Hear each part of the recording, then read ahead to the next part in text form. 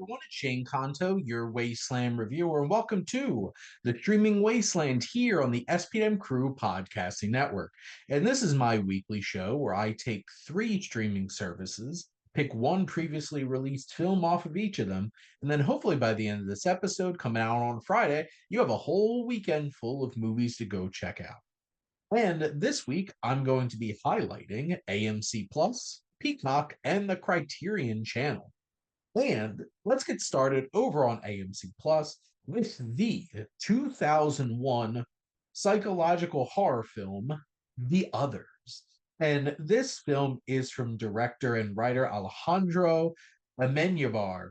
And this film focuses on Nicole Kidman's Grace in 1945, which immediately follows the end of the Second World War. A woman who lives with her two photosensitive children on her darkened old family estate in the Channel Islands becomes convinced that her home is haunted. And if you're a fan of Scary Movie, you know this was ripped off in that and included a scene with Charlie Sheen and Michael Jackson. But this film is a haunting gothic film that is just draped in dread. There's just so much texture to the shots in this, the color grading, just everything, the lighting. It's haunting to see some of the frames, the use of white as these kids are clothed in it. And at one point, that ghostly sequence with the daughter underneath her white cloak playing with her little like marionette and like her looking haunted and just eerie as hell. It is a wild film that is so like burrows underneath the skin in such a haunting and complex way. It's all about atmosphere. It's all about the dread that keeps building throughout this hour and 45-minute film. And Nicole Kidman does such a great job of balancing the emotions of the film and really making us feel invested. I think Fanula Flanagan, who plays Mrs. Mills, who's like one of the caretakers, he has a very interesting dynamic in the film as well. You even have somebody like Christopher Eccleston who pops up as Grace's husband at one point later on in the film. But this is quite the haunting and eerie cinematic experience. And it's one of those kinds of films that has a very, very famous twist in it, and it completely recontextualized the whole entire context of this film that works in such an amazing way. The sound design, the technical prowess that came into this film that just brings it all together is so impressive and eerie and haunting. It's everything that you want out of a gothic horror like this, and a horror film that is so draped in just presence. It's just absolutely delightful in how haunting and harrowing the experience is. Now let's head over to Peacock and turn back the clock quite a bit, back to 1941. And we have the screwball comedy farce Ball of Fire. And this film is from director Howard Hawks and was co-written by Billy Wilder. So you have Howard Hawks and Billy Wilder combined film. Billy Wilder, one of the sharpest, funniest screenwriters in the history of cinema. Yes, this film is an absolute ball and a delight. And it is a wild premise, as only a screwball comedy from that era can be. A group of professors working on a new encyclopedia while living in a Manhattan mansion take in a mouthy nightclub singer who is wanted by the police to bring down her mob boss lover. Did I mention that this sexy wisecracking nightclub singer's name is Sugar Puss O'Shea? No, I didn't, but now I did. This is such a wild film because it is a interesting redux of Snow White and the Seven Dwarfs, because Barbara Stanwyck's Sugar Puss O'Shea is the Snow White of this scenario, and all these little professors are all the dwarves. And you have this love story at the core of it as Sugar Puss O'Shea starts to fall for Professor Bertram Potts, played by Gary Cooper. Gary Cooper, the only one of these professors who has any social skills, and you know, and is the only one that's relatively young and charming. And you have this dynamic between Cooper and Stanwyck that really works. They have great chemistry. Their whole entire dynamic begins when he's trying to learn slang and brings her in to learn slang words from her for the encyclopedia. And the fact that this is also a mob movie on top of a rom-com about a encyclopedia writing professor and a saucy and sexy nightclub singer just feels so ridiculous. And it is ridiculous, and only people like Billy Wilder and Howard Hawks can make this work. And special shout out to all of these fun character actors from Henry Travers, aka Clarence from It's a Wonderful Life, Richard Hayden, who's the voice of the caterpillar for Alice in Wonderland, and also Max from The Sound of Music, and a whole bunch of other fun performances from these weird, quirky little professor characters. And this has like the shocking violence. Like these are mob people. People get shot at and all kinds of stuff. They have fun Rube Goldberg machines and slapstick comedy. This film has it all. It is a wild, bonkers, charming little flick.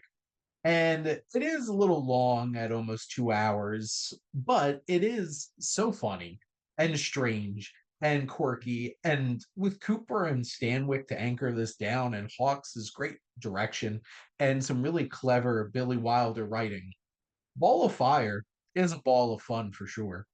And yes, I enjoyed making that joke, so you can appreciate it. But this is quite the delight. And if you do enjoy some screwball comedies from back in the day, this certainly is one of those films that checks all those boxes and offers up a crazy fun time. And now for something completely different over on the Criterion channel, we're jumping back to 1971 and focusing on the dystopian science fiction film THX 1138. And this is part of a new series that the Criterion channel is highlighting specifically about films dealing with science fiction.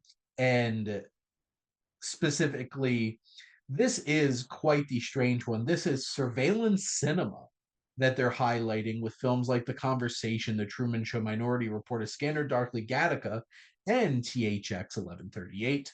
This lean 1 hour and 26-minute film is a wild 25th century uh, dystopia in the future, a time when people have designations instead of names, a man THX 1138 and a woman LUH 3417 rebel against a rigidly controlled society.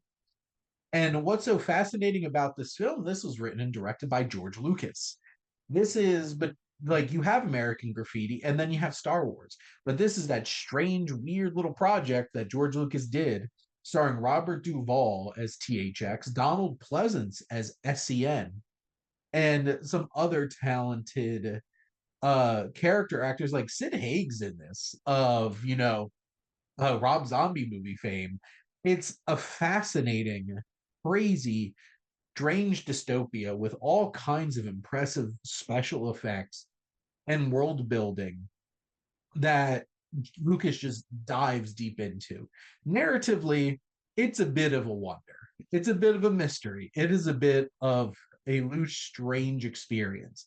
But it's a cinematic experience that has incredible design, the cinematography, the sound design, the music, the everything that goes into crafting the costuming and the production design. There's so much iconic imagery from this film. It is a wild cinematic experience that is more of an experience than it is a story really being told, but it also has a lot of compelling thematic elements in terms of humanity. It's just special effects driven, incredible visuals, and such a challenging and strange experience. Robert Duvall and Donald Pleasance have memorable performances, interesting presence in this film. and how this all comes together in this strange, compelling package that is more for like the heady science fiction folks out there.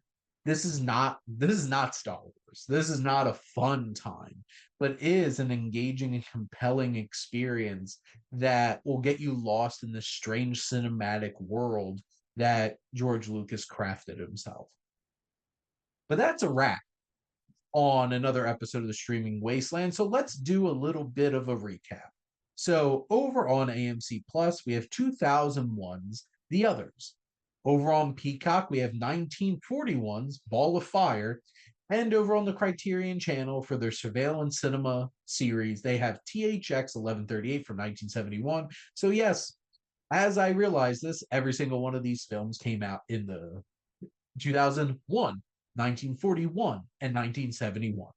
That was not done on purpose, but that's a fun little coincidence. Thank you for listening. Make sure to like, comment, and share on this episode. Do you have any particular favorite sci-fi dystopias that you really enjoy? Do you have a good screwball comedy that you enjoy, recommend from those 30s, 40s era of comedy? And what's that one big movie twist that really got you? Because I remember watching the others for the first time and not knowing the twist and being like, what? So make sure to comment. But make sure to follow or subscribe wherever you listen to your podcast. The SPM Crew Podcasting Network has plenty of different kinds of shows to check out and great content, whether we're talking about film, television, music, sports, physical media, comics, we're just talking about life with Luke. And if you're interested in starting a podcast, we're always looking for new collaborators, or if you want to join any of the shows, let us know. And if you like our logo, go check out High Flyer Creative for any of your digital marketing needs. But most importantly, thank you as always for tuning in and supporting the Streaming Wasteland here on the SPM Crew Podcasting Network.